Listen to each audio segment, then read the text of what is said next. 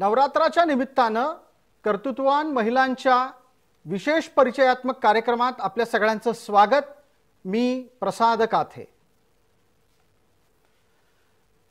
आजच्या या कार्यक्रमात आपल्या सोबत आहेत ज्ञानचक्षु प्राप्त निवेदिका अनघा मोडक। अनघाताई, आपलं खूप खूप स्वागत। हो, नमस्कार। या कार्यक्रमामध्ये आपण स्वतः आलात आणि त्या निमित्तानं एका गोष्टीला अधोरेखित केलं की आकांक्षा पुढती जिथे गगन ठेंगणे। एकदा ठरवलं की आपण आपल्या मनाप्रमाणे गोष्टी साध्य करू शकतो।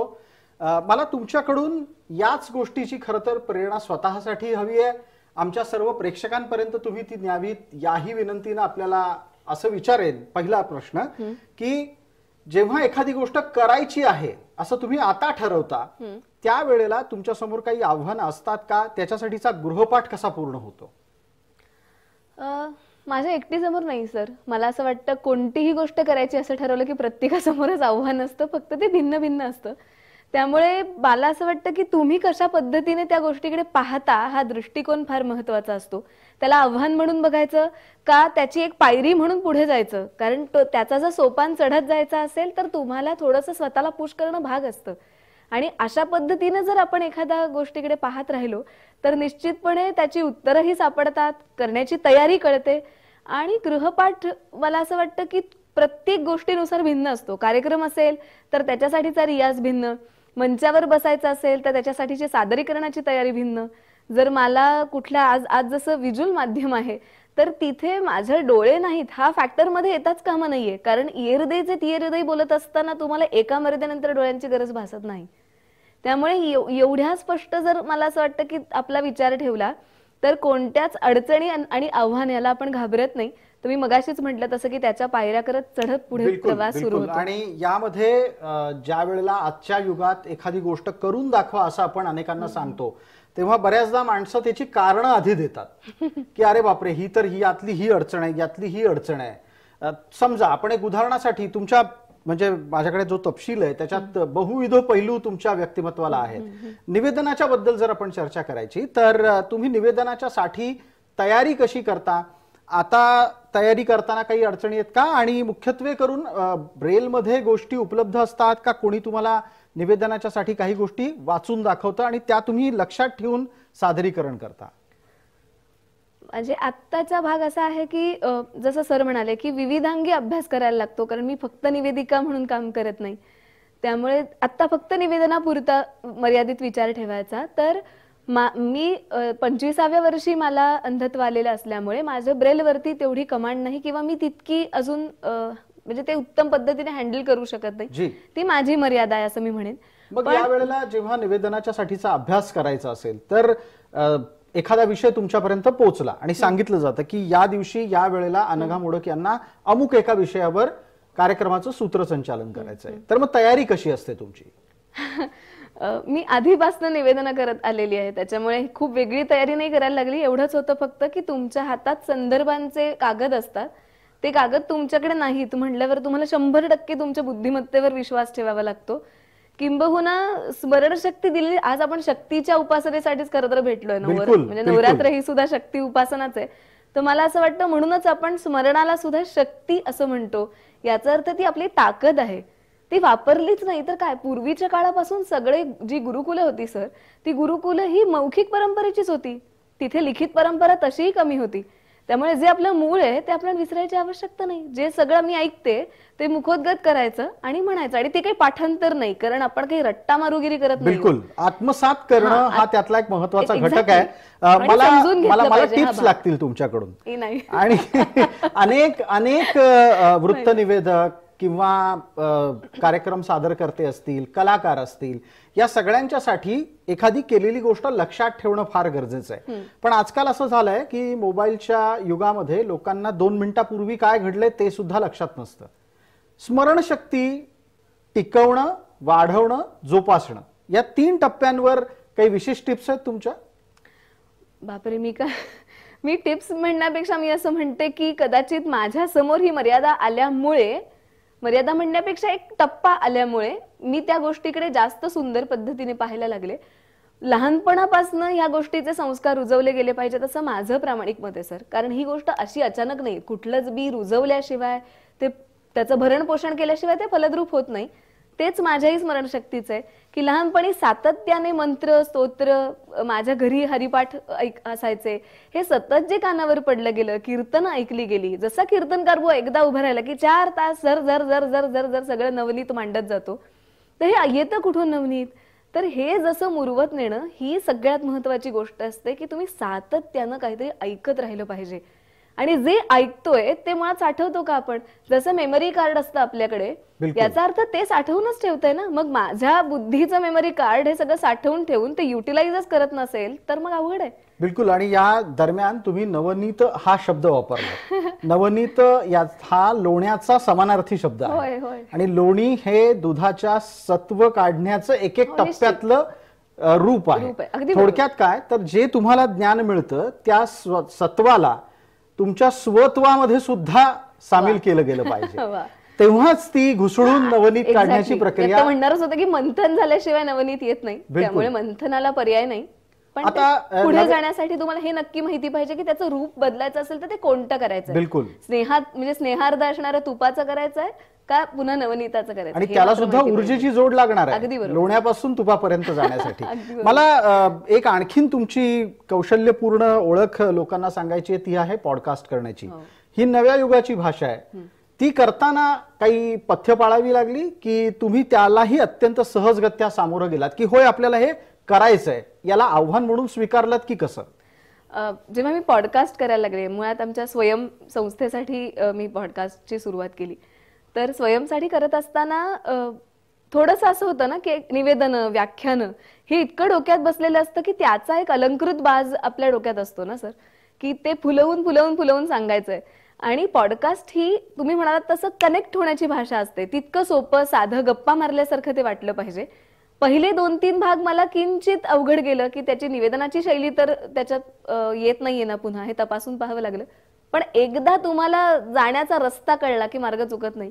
तसं मला असं वाटतं की आमचा स्वयंचा नवीन काळे दादा आहे, तर नवीन काळे आणि पराग खोत या 2 मंडळींनी मला इतकं छान सांगितलं की नका आमच्याशी गप्पा मारतीयस असं म्हण. आणि ज्या माध्यमातून मी खरं तर या सगळ्यांपर्यंत पोहोचले ते माध्यम होतं आकाशवाणी. त्यामुळे आकाशवाणीत तुम्हाला सर्वसामान्यांपासून अभिजनांपर्यंत सगळ्यांना कळेल अशा भाषेत बोलावं लागतं. या 2 गोष्टींचा निश्चित पॉडकास्टमध्ये उपयोग झाला आणि मग तिथनं तरुणाईची भाषा सापडली, संवाद सुरू झाला आणि सकारात्मकतेचे 45 भागातले पैलू उलगडता आले. बिलकुल बिलकुल. तुम्ही ज्या संवादाची चर्चा करता आहात त्याच संवादाला आजच्या जगात अनन्यसाधारण महत्व प्राप्त झालेलं आहे. 100%. तुमचा आवाज कसा आहे, तुम्ही दिसता कसे, ह्या सगळ्या गोष्टी एका बाजूला आहेत. तुम्ही देखणे असाल आणि प्रभावी ठरू शकत नसाल तर त्या देखणेपणाला मतलब नाही. बरोबर. आणि आजच्या जगात जेव्हा एखादा माणूस नोकरी मिळवायला जातो त्यावेळेला त्यानं त्याचं संवाद कौशल्य दाखवणं अपेक्षित असतं. खरंय.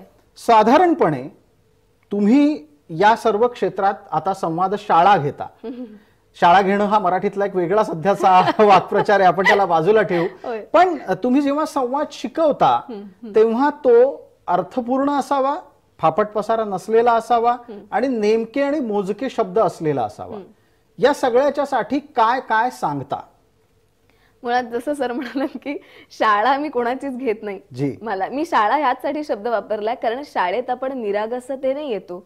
मला खूप काही कळतंय किंवा मला खूप काही द्यायचंय या दोन्ही भावनेने शिक्षक किंवा विद्यार्थी तिथे नसतात. ते तिथे आनंदासाठी आलेले असतात. एखादं गणित पाटीवरचं चुकलं तर पुसून दुरुस्त करायची मुभा पाटीवरती असते, आयुष्याच्या पाटीवर नसते. आणि म्हणून शाळेत यावं या दृष्टिकोनात संवाद शाळा हा मुद्दा आला. आणि दुसरा टप्पा जो तुम्ही विचारलात की नेमकं कसं बोलायचं, मला असं वाटतं की सर पुन्हा जो पुन्हा मुद्दा आहे तो रियाज. पण हे करण्यासाठी आवश्यक काय आहे तर मुळात तुम्ही तुमचं परीक्षण करता का? बऱ्याचदा असं होतं की आपण आपलं परीक्षणच करत नाही. आपण समजूनच घेत नाही आपण काय बोलतोय, आपण का बोलतोय, कसं बोलतोय, कुठे बोलतोय, कधी बोलतोय, केव्हा बोलतोय, कोणासाठी बोलतोय आणि कोणापर्यंत पोहोचायचंय. या कुठल्याही प्रश्नांचा मागोवा घेतला नसल्यामुळे होतं असं की आत्मपरीक्षणही होत नाही, शब्द परीक्षणही होत नाही आणि मग गोंधळाला होतं. मग तिथला नेमकेपणा चुकतो. गुलाबाची फुलं उचलायची आणि आपल्याला वाटलं म्हणून मोगरीच्या 4 कळ्या घातल्या असं चालत नाही. बिलकुल. दोघांचा जो संदर्भ आहे आणि त्यांचा जो सुवास आहे तोही वेगळा आहे, जातकुळी वेगळी. अगदी बरोबर. तुम्ही जे जे काही म्हणालात मला असं वाटतं की आता आपण वृत्तवाहिनीवर आहोत आणि या निमित्तानं आमच्या अनेक वृत्तनिवेदकांसाठी सुद्धा तुम्ही दिलेल्या टिप्स खरं तर वापरता येण्यासारख्या आहेत. ते खूप अनुभवी आहेत. पण त्यात सुद्धा आपण पाहायला गेलं तर आजच्या काळात कधीही आमचं माध्यम ऐकायला गेलात तर या ठिकाणीचा इतका मारा आहे की बापरे बाप. देखील, मात्र हे सगळे शब्द कधी कुठे केव्हा कोणासाठी वापरायचे याचे संदर्भ नसतात. 100%. याच्यासाठी शब्दसंग्रह कितपत गरजेचा आहे, भावसंदर्भ कितपत गरजेचे आहेत आणि त्याही पलीकडे जाऊन मी वारंवार जे म्हणेन की गृहपाठ पक्का असला पाहिजे का? खरं तर हे मी इथे बोलणं बरोबर आहे की नाही नाही मला उलट माहिती तुम्ही ते अधिकारवाणीनं सांगाल, कारण तुम्ही एक टप्पा आमच्याच कार्यकाळात म्हणजे आमच्या या कार्यक्षेत्रात घातलेला आहे अशी माझ्याकडे तपशील आहे. मी जेव्हा पत्रकारिता शिकत होते, मी मुळातच जर्नलिझम आणि मास कम्युनिकेशनची विद्यार्थिनी आहे, पण संज्ञा पण करत असताना सगळ्यात महत्वाचा भाग असा असतो, जसं सर म्हणाले की शब्दसंग्रह म्हणजे साठा नाहीये, भारंभार भरून ठेवणं हा भाग नाहीये, तो खजिना असला पाहिजे. कुठलं, मी मगाशीच म्हटलं तसं, कुठलं रत्न कधी वापरायचं हा पहिला भाग. दुसरी गोष्ट, तुमच्याकडे समानार्थी शब्द आहेत का, एकाला दुसरा, दुसऱ्याला तिसरा. कारण आपल्याला एका वेळेला एकच बातमी जर पुन्हा पुन्हा सांगायची असेल तर ती सांगण्याची शैली आपल्याला बदलता येते का? एकच बातमी पुनरावृत्तीने न सांगता, म्हणजे जसं आपण म्हणतो की एक पुस्तकाची आवृत्ती, त्याच्यात थोडं अधिक भर घालून दुसरी आवृत्ती, तिसरी आवृत्ती, अधिक अधिक अधिक देण्याची जी मूळ माणसाची वृत्ती असते तशा पद्धतीनं याचा विचार करू शकतोय का? आणि सरांनी फार सुंदर शब्द वापरला, भावसंग्रह. मला असं वाटतं सर, आपण वृत्तनिवेदन करत असताना भावसंग्रह, ह्या भावाचा अभावच बऱ्याचदा बघायला मिळतो आणि गडबड होते. बिलकुल. पण या भावसंग्रहाची गरज संवेदनशीलतेशी जोडलेली आहे. एखादी गोष्ट बघत असताना आपल्या जाणीवेपर्यंत ती पोहोचते का? त्याचा पूर्ण विचार आपल्या अंतर्भूत होतो का? तो नेणिवेच्या पातळीवर हा फार मोठा टप्पा आहे, तिथपर्यंत जातो का? त्या संवेदनशीलतेच्या जागृतीने तो उचंबळून येतो का? अर्थात हे सारं करायला खूप वेळ नाही मिळत, मला हे मान्य आहे, कारण वेळेची अतिशय जुगलबंदी असते. पण मी तुम्ही जो म्हणालात गृहपाठ आणि मी म्हणेन हा अगदी अगदी गृहपाठ आणि इच्छाशक्ती हे असेल तर आपल्याला काहीच अडचण होणार नाही. 100%. कारण ही करून करून येणारी गोष्ट आहे, जसं मग सर म्हणाले. हा, पण प्रॅक्टिस मेक्स मॅन परफेक्ट. अगदी बरोबर. What about woman? सगळे आर ऑलरेडी परफेक्ट. नाही, असं काही कोणीच माणूस परफेक्ट कधीच नसतो. अहो, हिऱ्याला सुद्धा पैलू पाडतो याचा अर्थ तिथे कुठेतरी एक कटच दिलेला असतो, पण त्यातनं आपण सौंदर्य बघतो का? कारण सगळ्याच गोष्टीत परफेक्शनिस्ट व्हायला गेलो ना तर ती गोष्ट, मला स्वतःलाही परफेक्ट व्हायला आवडतं, पण हेही मान्य करता आलं पाहिजे की आपण 100% होऊ शकत नाही. कमतरतेतलं सौंदर्यही निहाळता आलं पाहिजे आणि समाधानातलं परिपूर्णपण किंवा त्याची परिपूर्तीही तुम्हाला कळली पाहिजे. या दोन्हीचा तोल जिथे कळतो तिथं संवाद अधिक उत्तम होतो. मला पुढचा प्रश्न घ्यायचा आहे आणि तो आहे या तुमच्या तयारीनं केलेल्या अभ्यासाच्या दरम्यान तुम्हाला मिळालेल्या मदतीच्या हातांचा. मला असं वाटतं की कुठलीही गोष्ट ही जोपर्यंत अनेक मदतीचे हात येत नाही तोपर्यंत सिद्ध होत नाही. आजची तुमची जी सिद्धावस्था आहे यासाठी तुमच्या पाठीशी कोण कोण उभं राहिलं, कुठल्या टप्प्यावर उभं राहिलं, आणि ते उभं राहत असताना त्यांच्या चष्म्यात किंवा त्यांच्या दृष्टिकोनात सहानुभूती होती की कर्तव्य होतं? वा, एक तर प्रत्येक टप्प्यावरती वेगवेगळी माणसं कार्यरत झाली. पहिल्या टप्प्यावरती मला असं वाटतं की तिथे कुटुंबीय, माझे गुरुवर्य आणि मित्रमंडळी ही सगळ्यात महत्वाची होती, कारण तिथे मला उभं करणं गरजेचं होतं सर. कारण तिथे निवेदिका अनघा घडवायची नव्हती, तिथे मुळात अनघाला उभं करायचं होतं. त्यामुळे त्या सकारात्मकतेसाठी पहिली कुटुंबाची साथ महत्वाची होती. माझे गुरुवर्यांनी जे मानसिक बळ असतं, अध्यात्म हा खूप मोठा शब्द आहे, मला तो कळलाय की नाही खरंच माहित नाही, पण एक नक्की की तुम्हाला त्या वाटेवरती चालायची सवय झाली ना की शरणागती आणि दुसरी गोष्ट स्वीकार, या दोन्ही गोष्टी कळायला लागतात आणि तुम्ही पुढच्या टप्प्यावर जातात. त्यामुळे तिथे गुरुवर्यांची साथ. तिसऱ्या टप्प्यावरती मी म्हटलं तसं की आई, भाऊ, माझे घरातली सर्व मंडळी, नातेवाईक ही तर अखंड या प्रवासात जोडली जाणारच. पण पुढच्या वळणावर जिथे निवेदनं सुरू झाली तिथे माझे सगळे वाचक, आज 8-10 वाचक माझ्याकडे येतात, ते सगळे वाचक ते जोडले गेले. आता जेव्हा कार्यक्रम करायचा आहे म्हटल्यावर आयोजकांचा विश्वास पाहिजे, की जोपर्यंत ते नाही विश्वास ठेवणार, कारण त्यांनी जर म्हटलं की, असाही एक अनुभव आहे की एका आयोजकाने सांगितलं होतं की अहो तुम्ही सुंदर दिसत नाही आणि तुम्हाला डोळे नाहीत तर आम्ही तुम्हाला घेऊन काय करू, आम्हाला छान दिसणारी निवेदिका पाहिजे. बिलकुल, म्हणजे जग तितकं क्रूरही आहे. क्रूर म्हणण्यापेक्षा संवेदनशील आहे की नाही प्रश्नचिन्ह. तुम्ही त्याच्यासाठी एक सोफिस्टिकेटेड शब्द सांगितलात. माहित नाही. बरं. मला या निमित्तानं थोडं पुढे जाताना असं म्हणायचंय, फक्त मला अजून 2 जोड बिलकुल द्यायचे पूर्ण तेवढ्या करा. मला मी जी. पूर्ण करते. कारण आयोजकांनंतरचा पुढचा टप्पा असतो मी चांगलं दिसण्यासाठी सौंदर्य प्रसाधन करणाऱ्या माझ्या सगळ्या मैत्रिणी, माझी डिझायनर, बिलकुल माझ्या सगळ्या मित्रमैत्रिणी, माझी वहिनी, ह्या सगळ्यांचा प्रत्येक टप्प्यावरती आणि सगळ्यात महत्वाचं सहकलाकार ते जर माझ्या बरोबर नसतील, म्हणजे मी एकीचं नाव आवर्जून घेईन, केतकी भावे म्हणून माझी मैत्रीण आहे. आज त्या पोरीची इतकी उदंड मदत होते मला. ती स्वतः खूप मोठी आर्टिस्ट आहे, पण त्याचा कुठेही तामझाम न मिरवता जेव्हा ती पटकन कनेक्ट होते, मला मदत करते, अशा सर्व सहकलाकारांचा पाठिंबा अंतिमतः रसिक, की जिथे तुम्ही प्रश्न विचारलात सहानुभूती का कर्तव्य, पहिल्यांदा कणव किंवा सहानुभूती होती. पण आज अभिमानानं सांगावंसं वाटतं की डोळे नाहीत म्हणून बोलते हा फॅक्टर जाता. अनघा तू निवेदन आलायस का, आम्ही ऐकायला येतो, या भावनेने लोक येतात. ही मोठी कृपा रंगदेवतेची मला वाटते. याच्यात माझं काही नाही, या सगळ्यांनी जे दिलंय ते मी फक्त अर्पण करते आणि ते फुलतंय एवढंच. बिलकुल, ते निश्चित फुलतंय, ते सिद्ध होतंय, ते लोक स्वीकारतायत, ही खूप आनंदाची गोष्ट आहे. मला पुढच्या टप्प्यावर या निमित्तानं निश्चित असं विचारावंसं वाटेल की पुढे काय. आपण आपली वाटचाल सुरू केली, एक वळण आलं, वळणानंतर तुम्ही आलेल्या आव्हानांना सामोऱ्या गेलात. आता पुढे काय, आम्हाला नवीन अनघा मोडक यांच्याकडून काय पाहायला मिळणार आहे, ऐकायला मिळणार आहे? आता आमच्या म्हणजे मुलाखतींचा एक नवीन सीझन आमचा लॉन्च होतोय.